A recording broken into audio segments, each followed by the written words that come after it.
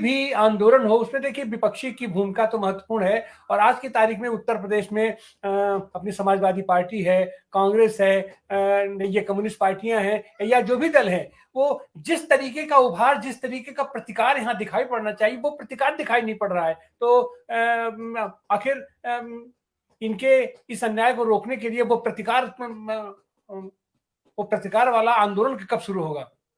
संजीव जी, आप उसकी क्या मुझे संभावना? लगता है जी बिल्कुल सही कह रहे हैं, क्योंकि जनता को जागरूक करना और जनता के बीच में जाना ही सारे राजनीतिक दलों के साथ साथ जो सामाजिक कार्यकर्ता हैं, एक्टिविस्ट तो लगातार वो कर भी रहे हैं और हर सरकार की वो एक तरह से कह लीजिए कि उनके शिकार भी हो रहे हैं।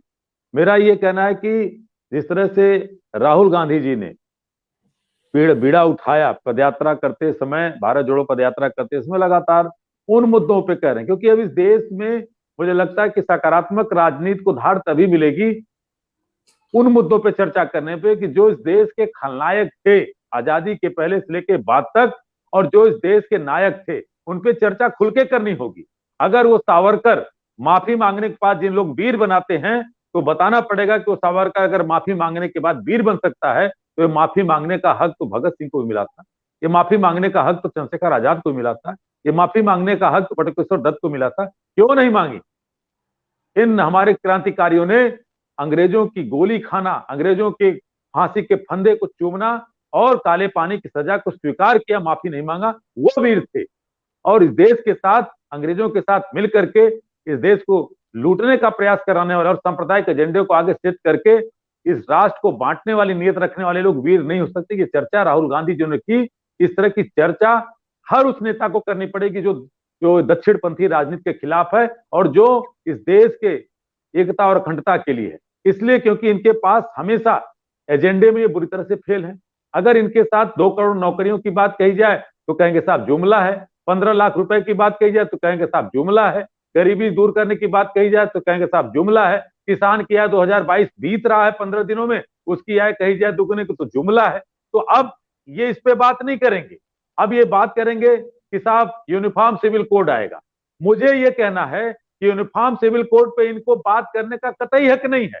विपक्ष के दलों को, जैसे राहुल गांधी जी सावरकर पे चर्चा करते हैं, इसलिए खुल करके आना पड़ेगा कि हाँ, ये सामान्य आचार संहिता, नागरिक संहिता क्या है, क्योंकि इस पे चर्चा करनी पड़ेगी। क्योंकि ये जब आर्टिकल 44 को लेकर के, केवल एक आर्टिकल 44 का मैं तमाम बीजेपी के बड़े नेताओं से, मंत्रियों से लेकर के और इनके प्रवक्ताओं तक को सर मैं रहता हूं, तो एक आर्टिकल 44 को लेकर के एक चीज रखते हैं, कहते क्या है कि भारत के समस्त राज्य क्षेत्र में नागरिकों के लिए समान नागरिक संहिता प्राप्त करने का प्रयास करेगी संविधान। जबकि इस चीज को लेकर के आर्टिकल 44 से लेकर के समय कम है, 43, 49, 43, 39, 33 तमाम ऐसे उपबंध हैं। और जहां बाबा साहब अम्बेडकर को इसी में घेरने का काम करते हैं, इसी एक्ट के तहत बाबा साहब अम्बेडकर ने दिसंबर 1948 में संविधान सभा की बैठक करते हुए समय इतना तक कह दिया था कि कोई भी सरकार मुस्लिम कम्युनिटी के विद्रोह करने की कीमत पर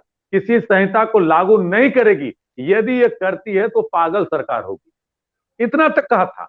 तो आज इनके जो मुद्दे हैं जिस पे ये घेरना चाहते हैं, अब चूंकि इनके लोग अब लगातार कहते हैं साहब क्यों नहीं होनी चाहिए सामान्य नागरिक संहिता, इससे भागना नहीं है, इस पे चर्चा करनी है। क्योंकि जब आप चर्चा करेंगे तभी इस देश का जनमत तैयार होगा। एनआरसी सीए पे देखिए, जब देश खड़ा हुआ आज वो ठंडे बस्ते में चला गया, क्योंकि ये करना नहीं चाहते, करेंगे भी नहीं, क्योंकि इस देश का संविधान इतना मजबूत है कि यहाँ का नागरिक जब जब खड़ा होगा तो इनको बैकफुट पे जाना है। तो ऐसे मुद्दों पे जो भारतीय जनता पार्टी जो सांप्रदायिक सौहार्द को बिगाड़ने के लिए और अपने गलतियों को, अपने गंदगियों को छिपाने के लिए करती है, उस पे देश के हर विपक्ष के नेता को बोलना पड़ेगा, यात्राएं भी करनी पड़ेगी, अपने लोगों के बीच में जाकर के सभाएं और चौपाल भी लगानी पड़ेगी। केवल और केवल चुनाव के समय अगर कोई विपक्षी दल का नेता ये सोचता है कि हम जाकर के चुनाव जातियों गठबंधन से जीत लेंगे, तो मुझे करने में कतई गुरेज नहीं है कि आप 24 भी सुधार नहीं पाओगे। क्योंकि वो लोग हैं कि इस देश में 70 सालों में पहला एक फुर्सतिया प्रधानमंत्री मिला है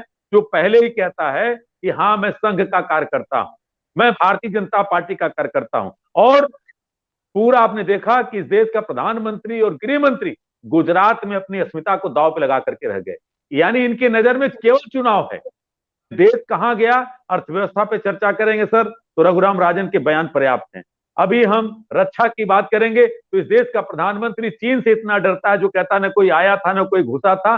तो 20 हमारे सैनिक जो शहीद हुए थे, क्या भूत ने मार दिया था?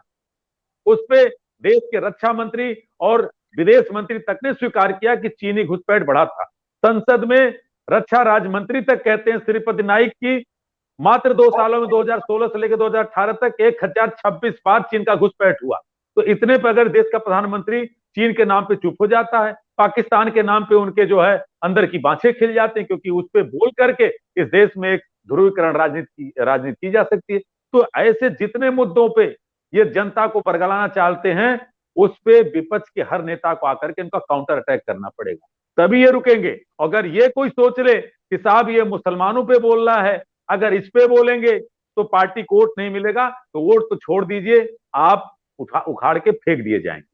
अगर दलितों पे बोलता है तो साहब इस पे नहीं बोलना है, क्योंकि प्रो दलित तो उनके पास है। नहीं, इस पे लड़ना पड़ेगा। गांधी ने यही काम किया था कि अंग्रेजों के खिलाफ जब महात्मा गांधी खड़े हुए थे तो इस देश को धीरे धीरे समझाते हुए, और एक समय ऐसा आया कि चर्चिल जैसे लोग बैठे वहां पे जो गांधी के बारे में तमाम चीजें सोचते थे, उनको भी घुटना टेकना पड़ा। तो मुझे सर इतना ही कहना है कि देश के विपक्ष में बैठे नेताओं को, उनको भी इस सत्ता के हर उस चोचले को तोड़ना पड़ेगा, तभी देश आपके साथ खड़ा होगा। बहुत बहुत बहुत धन्यवाद आप सारे साथियों का।